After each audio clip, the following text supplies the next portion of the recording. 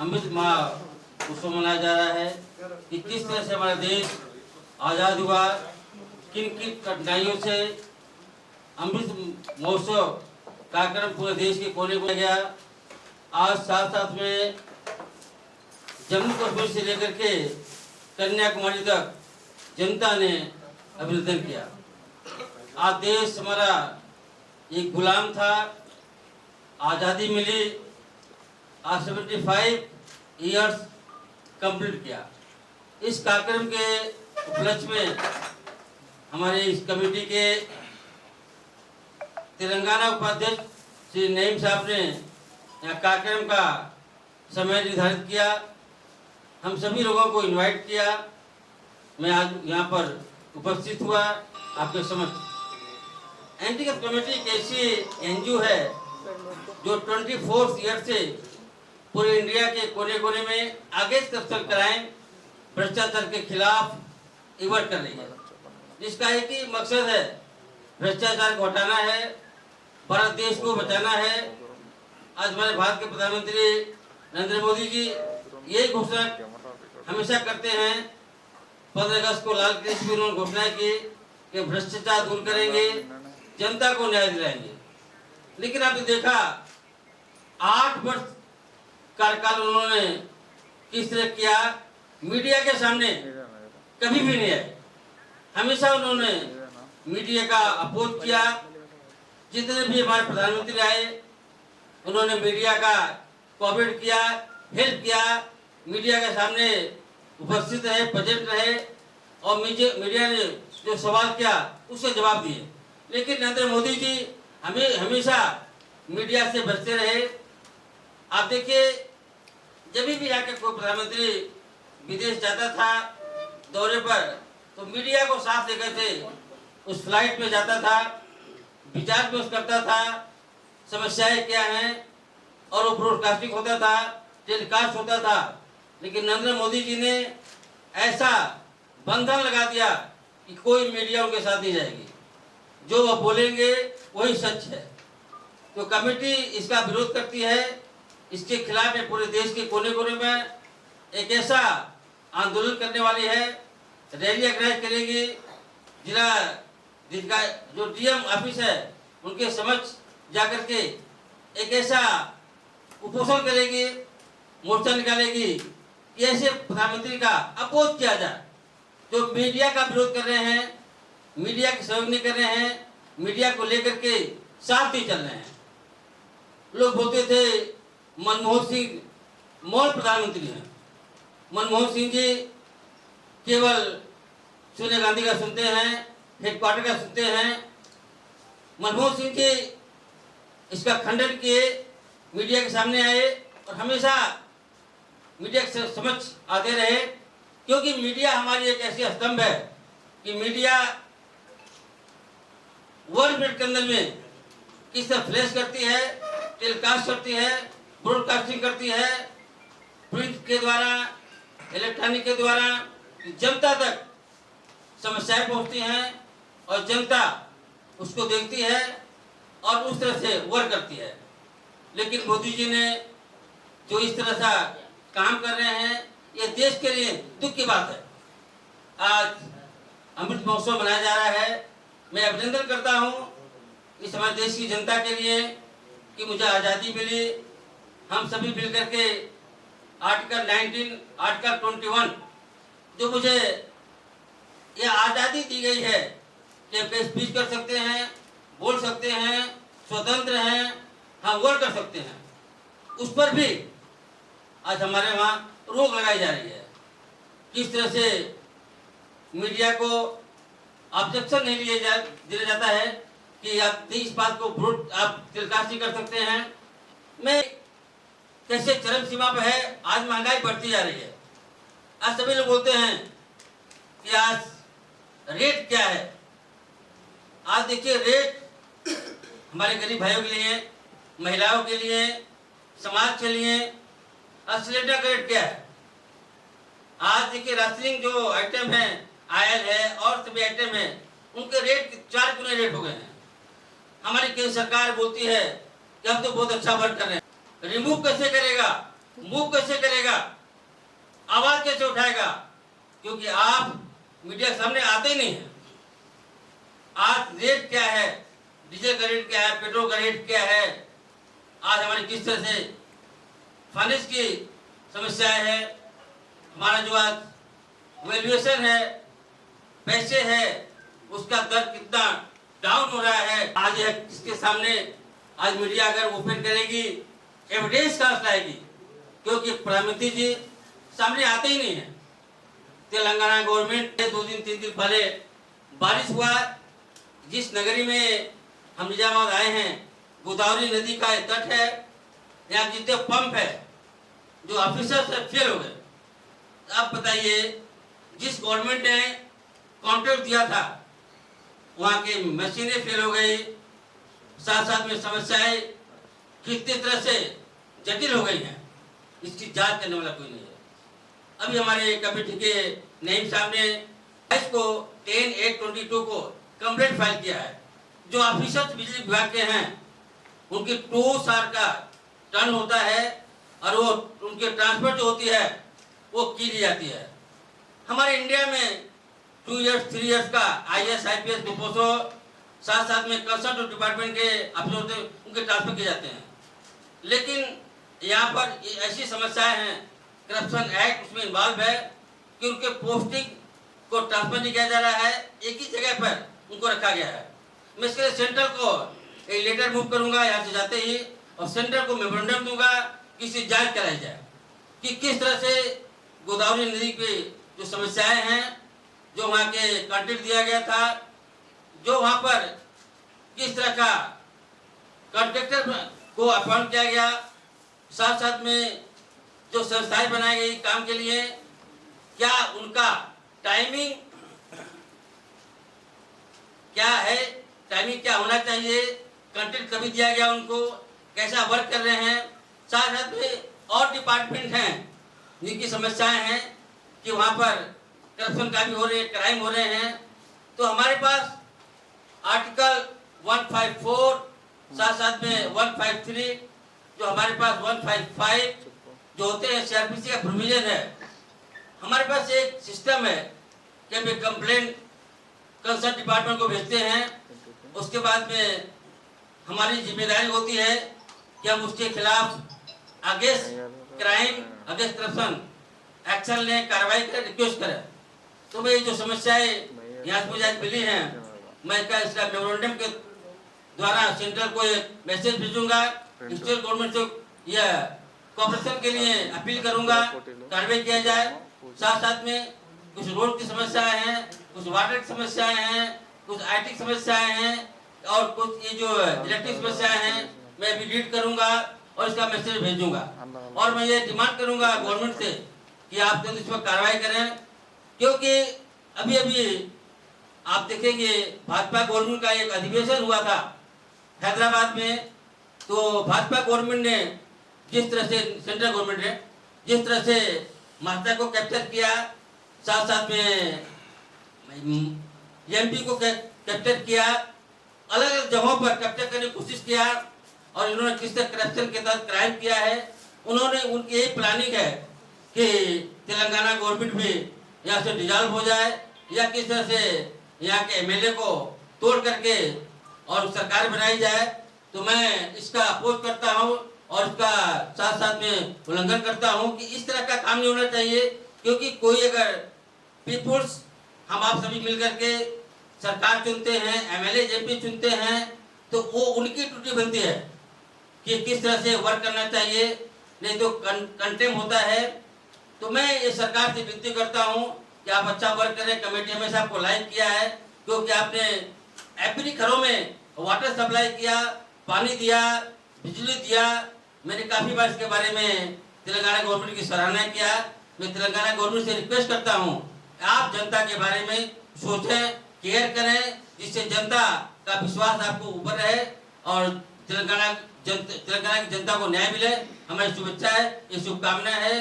अगर आपने कोई क्राइम किया, करप्शन किया, तो ये कमेटी आपके अगेंस्ट में जाएगी।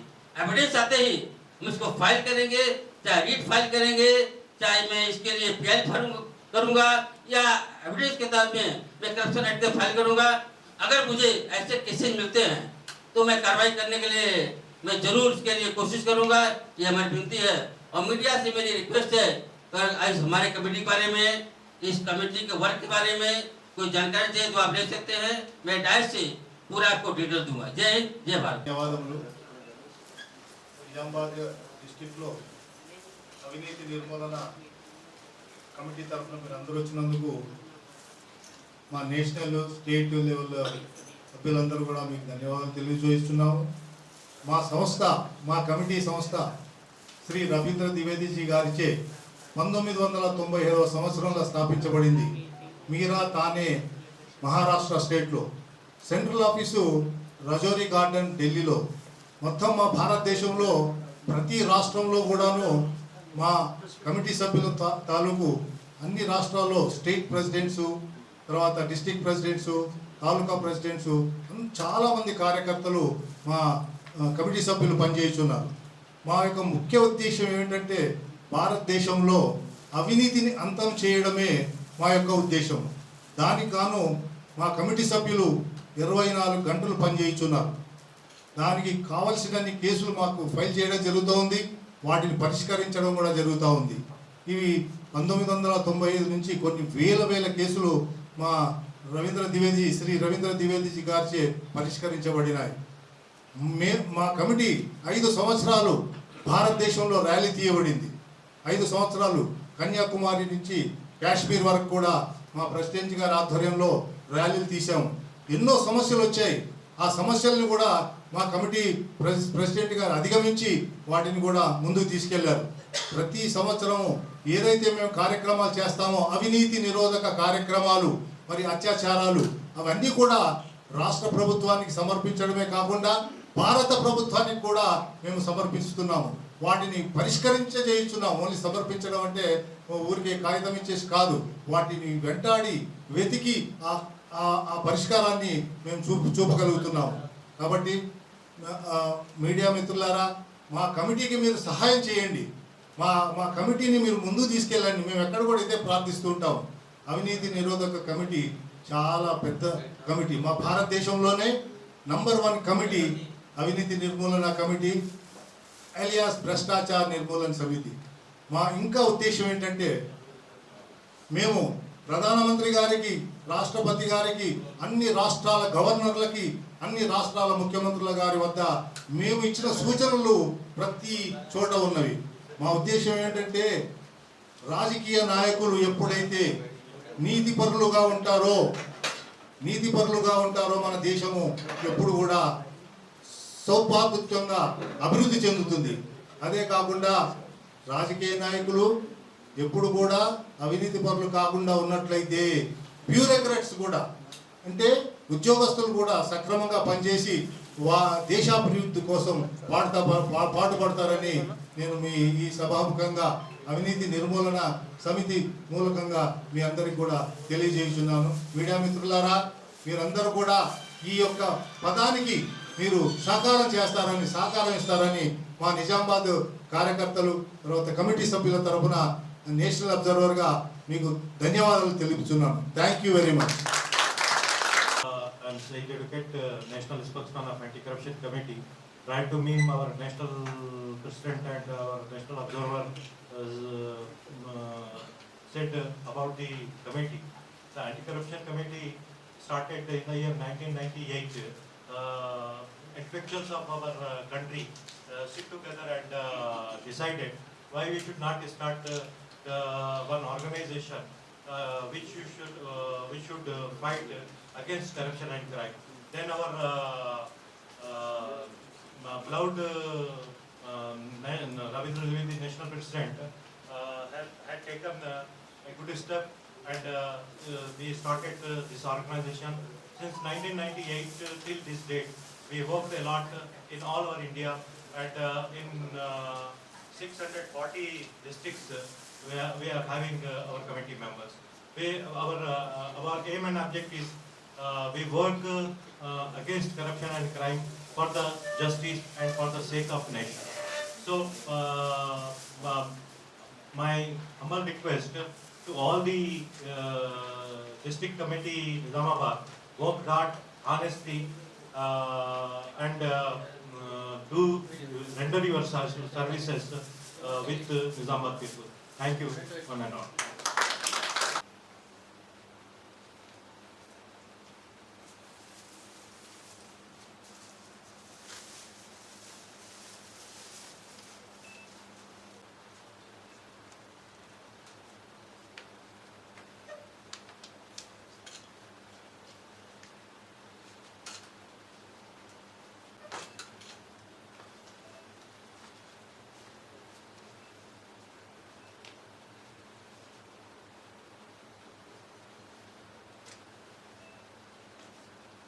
ప్రెసిడెంట్ చెప్పినట్టు క్రైమ్ చాలా పెరుగుతుంది, కరప్షన్ పెరుగుతుంది.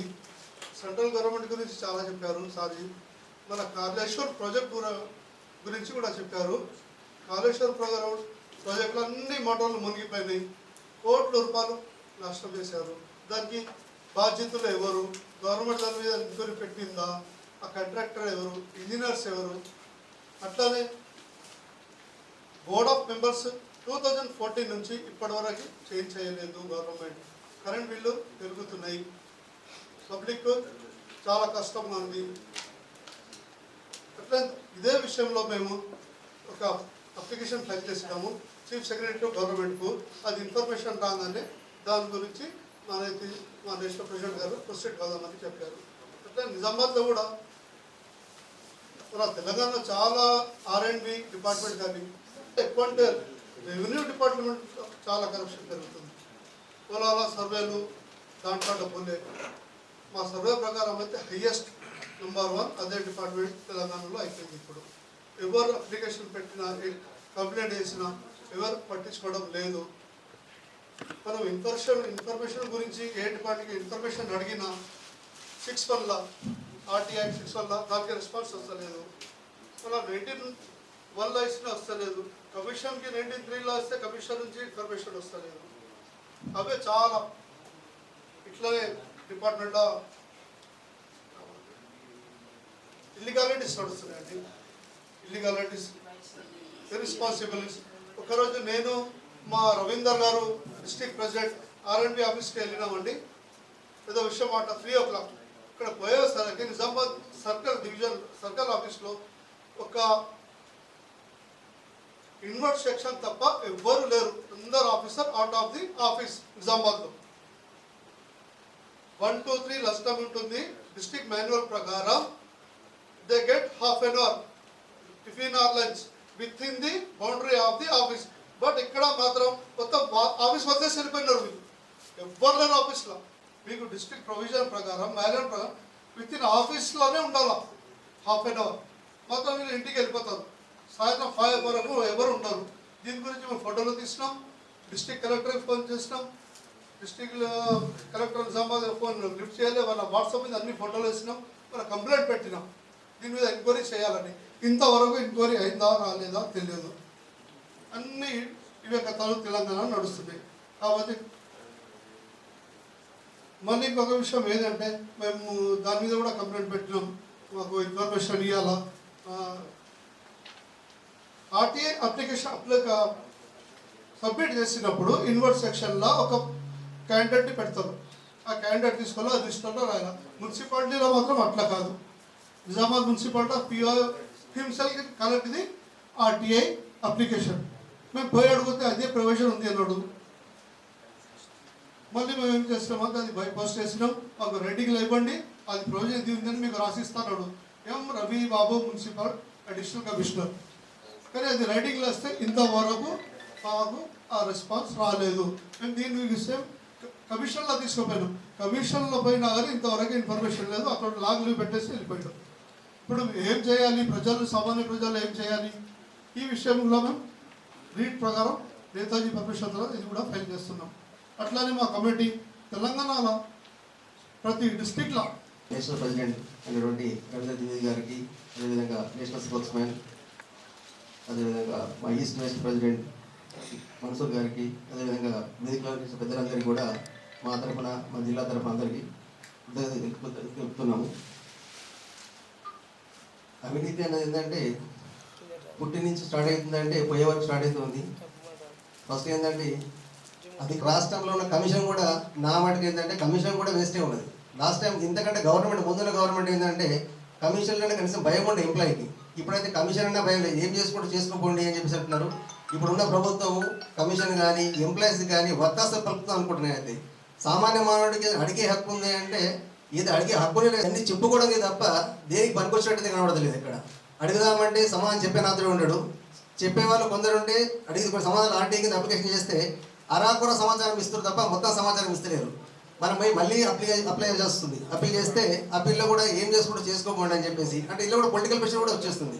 కాబట్టి అధికారులు దాంతో పాటుగా ఉన్నత అధికారులు కూడా ఈ చిన్న చిన్న అధికారులు ఎవరైతే కింద అధికారులు ఉంటారో వాళ్ళ మీద దృష్టి సారించి చిన్న చిన్న సమస్యలు కూడా వాళ్ళు క్షుణ్ణంగా పరిశీలించి భయం అనేది కల్పించేటట్టయితే ఏదన్నా వాళ్ళకి భయం ఉంటుంది తప్ప అలా కాకుండా ఏంటంటే మనం ప్రశ్నించడము, పేపర్ అప్లికేషన్ ఇవ్వడము, అది అలాగే మూలకు పెట్టడము, దాని గురించి మళ్ళీ మేము ఒకటికి 2 సార్లు 4 సార్లు అడిగిన తర్వాత కానీ జవాబు రాకపోవడము, దాంతోపాటుగా కొన్నిసార్లు ఏంటంటే మమ్మల్ని ఇది చేయడం ఏంటంటే వీళ్ళు మీకు అవసరమా, మీకు ఎందుకు, మీకు ఏం చేస్తారు ఇవన్నీ అడగడం అనేది చట్టంలో లేదు. ఇక్కడ కూడా చట్టంలో కరెక్ట్ చెప్పుకోవడానికే తప్ప ఆచరణాత్మకంగా జరుగుతలేదు.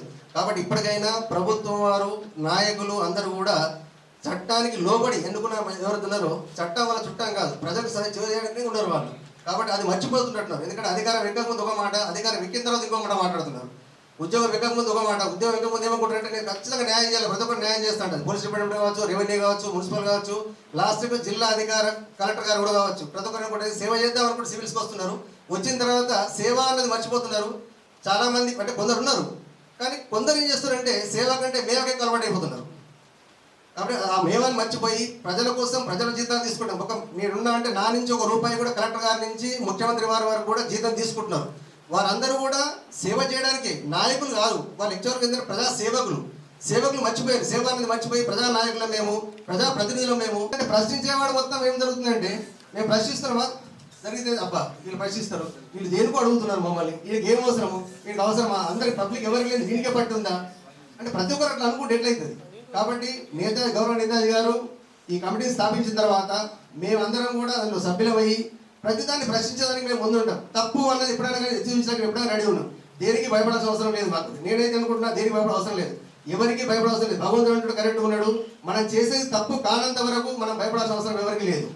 జై హింద్, జై Bharat. Dignitaries, the media persons, and all our comrades, I say, because we all work together to eradicate corruption. And I kindly request all the members of Anti-Corruption Committee, either Telangana or all over the in the national level, to please give awareness to the common public about how to eradicate corruption. Please eradicate corruption and educate persons first how to eradicate corruption. Tell them what is corruption, how we need to eradicate it. You please inform them right from the root levels, so that everyone will get educated and they'll work on their own levels. Thank you so very much. Management, okay, and all of you, everyone. Actually, anti-corruption in 2021 lo join ayyanu. From that words, I did some work into the social work. Like I given some people does not know how to. Some people don't know the education. Illiterate people, they don't know how to apply the Lakshmi Padakam and how to apply the government Padakalu. Okay, so I given the awareness to them, and I given some collected some I taken some Lakshmi Padakam how to apply it, and most of the persons I cleared that, and as well as I given help to the physical handicapped people, like arranging the like government Padakalu. Okay, that is like artificial legs arrangements. Okay, and this kind of things I did in the last sessions so far. Okay, and education also I did like in the, for example, in the school standardization school Hyderabad is there. There accommodation fees also is getting more than, actually they are asking the school fees is more than extra they are asking. So immediately we collected our members and we went to the education department and we discussed with the DEO sir, and we whatever the position is going on there in the schools, okay, we informed to them, and they also cleared whatever the amount is taken out of the amount, they are reducing that amount also. Okay, this kind of things they did in the last 2 years. Thank you.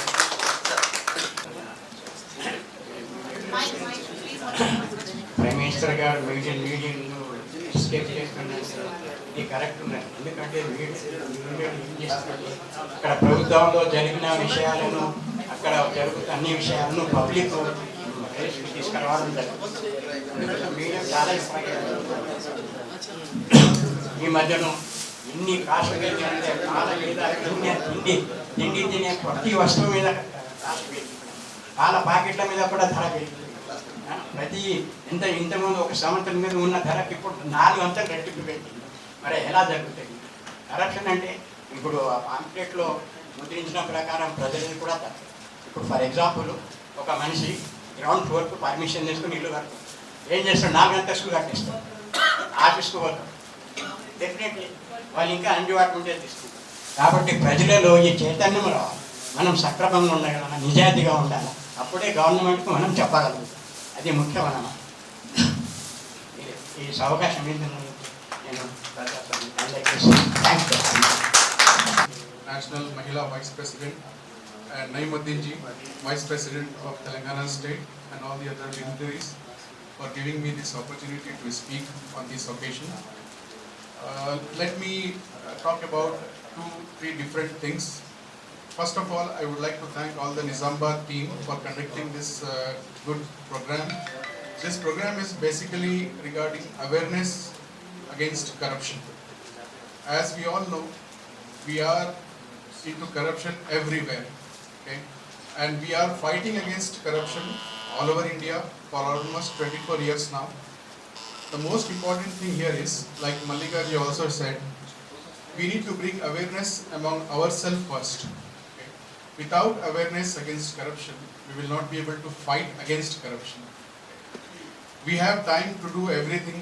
We have time to do WhatsApp, we have time to check Facebook, we have time to check Twitter and all those latest applications. But we don't have time to learn about how to fight against corruption. We don't have time to learn about the awareness. So we do have Google Baba, right? We call it as Google Baba, which is very much useful for us. Make use of it, okay? Try to learn about the different departments we have in our government and what all the work they do and how we can fight against them.